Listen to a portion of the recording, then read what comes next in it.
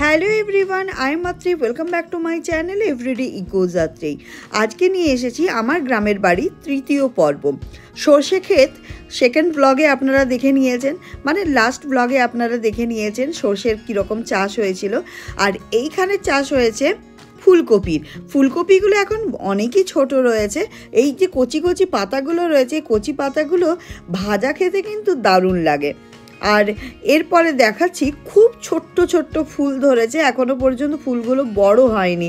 মানে আমি তো সেই শীতকালে গিয়েছিলাম, ব্লগটা যদিও বা অনেকটা দেরি করে আসছে। আমার এই অফিস আর সংসারে কাজকর্ম, ঋদ্ধির পড়াশুনো দেখিয়ে উঠে আর এই ব্লগ তৈরি করার হয়ে ওঠেনি। সেই পুরনো গ্রামের বাড়ির ব্লগটাই আপনাদের সাথে শেয়ার করছি। এই দেখুন ছোট ছোট ফুলগুলো দেখলেন, আর এখানে দেখুন বিনস গাছ। এই যে বিনসগুলো আমরা খাই, ফ্রেঞ্চ বিনস, দেখুন ফ্রেঞ্চ বিনসে গাছে।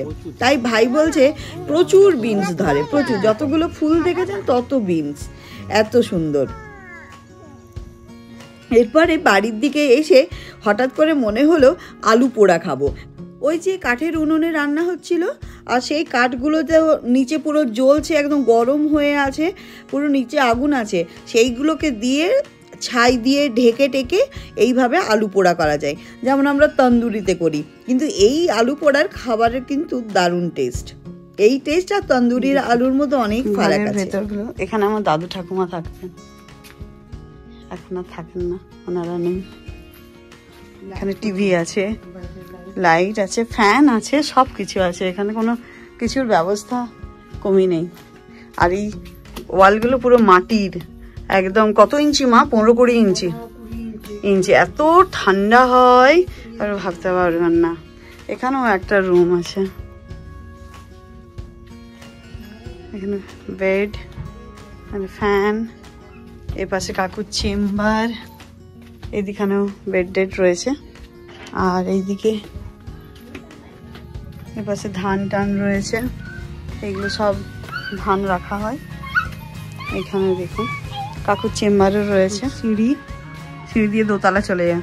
দোতলায় আর যাচ্ছি না, এই পাশে খোলা আছে। এইদিকে দেখুন এপাশে বাথরুম টাথরুম রয়েছে।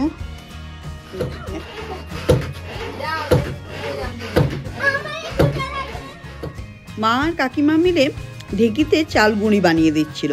আমি কিছুটা ব্যাঙ্গালোরে নিয়ে আসবো, আর মা কিছুটা মেদিনীপুর নিয়ে যাবে। আর দুটি মেয়ের বদমাইশিটা শুধু দেখুন। এগুলো তো ওরা দেখতে পায় না, তাই যতটা পারে বদমাইশি করে নেয়। আর বকবারও কেউ নেই, কেই বা বকতে যাবে ওদেরকে। দুটি নাতনি আর একটু ছোট, 3টি নাতনি। আমরা আসবো বলে কাকিমা আগে থেকেই চাল ভিজিয়ে রেখেছিল। সেই চালগুলো ভেজা হয়ে যাওয়ার পর মা ওই ঢেঁকিতে বেশ চালের গুঁড়িটা বানিয়ে নিল। এবার চালের গুঁড়িকে এইভাবে ছেঁকে নিতে হয়, যে মোটা অংশগুলো থাকবে সেগুলো আবার হচ্ছে কি যে ঢেঁকিতে করে গুঁড়ো করতে হবে। আর এইভাবেই কি সুন্দর চালের গুঁড়ি তৈরি হয়, আর কি দারুণ দারুণ পিঠে পুলি তৈরি হয়। ভাবুন তো, অসাধারণ।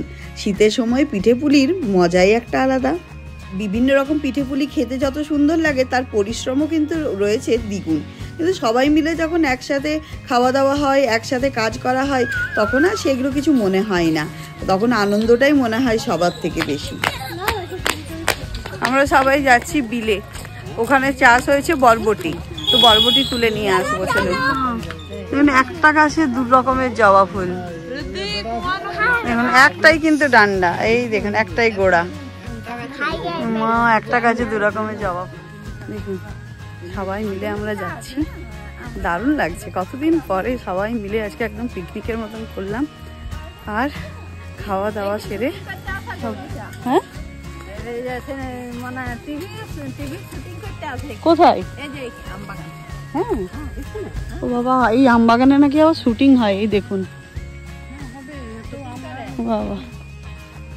এবার আপনাদেরকে নিয়ে যাচ্ছি যে পাশে আমার দাদু আর ঠাকুমার স্মৃতিসৌধ ছিল, সেই দিকে আমাদের বিনসের চাষ হয়েছে, আরও অনেক কিছু চাষ হয়েছে, সর্ষের চাষ, তারপরে বরবটির চাষ হয়েছে। সেইগুলো বরবটি নিয়ে যাব, আমি ব্যাঙ্গালোরও নিয়ে যাব। ওই জন্য কাকিমা বললো চলো ওইখানে বিল থেকে তুলে দেবো। ও এলো পেঁয়াজ শাক লাগানো হয়েছে, দেখুন কি সুন্দর পেঁয়াজ শাক লাগিয়ে দিচ্ছে। আর এই হচ্ছে খেজুর পুকুরের, এটা হচ্ছে আমাদের আরেকটা পুকুর। এই এই দেখুন, এটা আমাদের আরেকটা পুকুর। ওইদিকে ঘাট আছে, ঘাটটা এইদিকে আছে না? এই দেখুন এখানে ঘাট, এখান থেকে লোক গিয়ে এখানে স্নান টান করে। এগুলো সংস্কার হয় না, লোকের অভাব। যখন দাদু ঠাকুমা ছিলেন এগুলো সব দেখে নিতেন, আমাদের দেখতে হতো না। আর এখানে খেজুর, প্রচুর খেজুর হয়, প্রচুর প্রচুর খেজুর হয়। এবার নিম পাতা,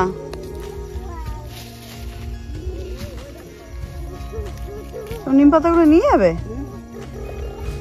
দেখুন বরবটি গাছের মাচা, দেখুন আমাদের কি সুন্দর বরবটি হয়েছে।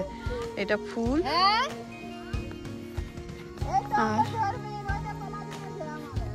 এই দেখুন বরবটি, একদম দেশি বরবটি, দেখেছেন? দেখুন, এই চলুন আরো দেখি বরবটি। এই যে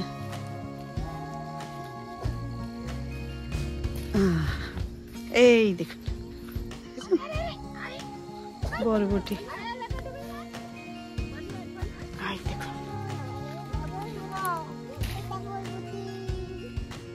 দেখেছ?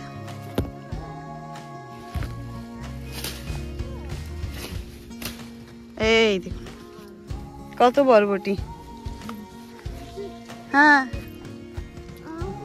কাকিমা সবাই এখানে বরবটি তুলে দিচ্ছে। চাষের বরবটি কত সুন্দর, কোনো সার নেই, কিছু নেই, কত সুন্দর হয়েছে লতা। দেখুন ব্যাঙ্গালোরে আর কোথায় বরবটির ক্ষেত পাবে বলুন?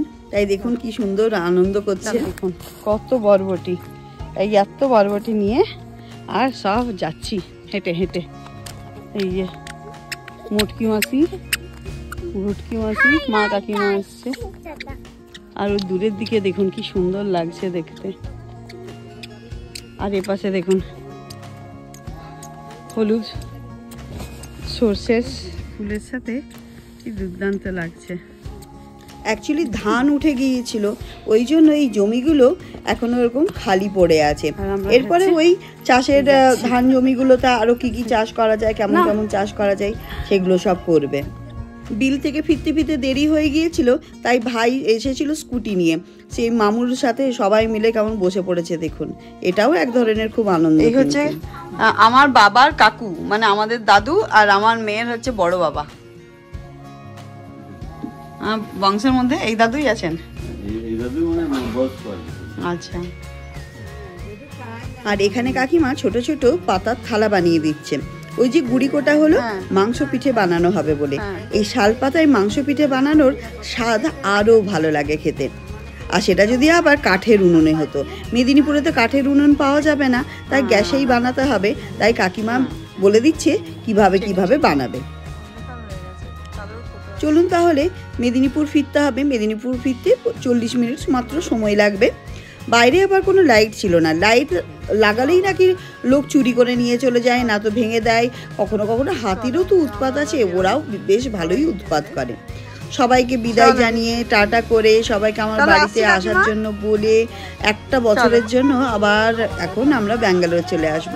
আবার দেখা হবে সবার সাথে সেই একটি বছর পর। মনটা বড্ড খারাপ লাগে, সারাটা দিন এত আনন্দ করে আমরা দিনটা কাটালাম, সে আর কীভাবে বলবো। চলুন তাহলে আমার গ্রামের বাড়ির ব্লগগুলো এই 3য় পর্বে গিয়ে শেষ হলো। ব্লগগুলো যদি ভালো লাগে তাহলে একটা লাইক, শেয়ার, সাবস্ক্রাইব আর অবশ্যই কিন্তু কমেন্ট করবেন। দেখা হবে নতুন ব্লগের সাথে। Tata, bye bye, thank you so much.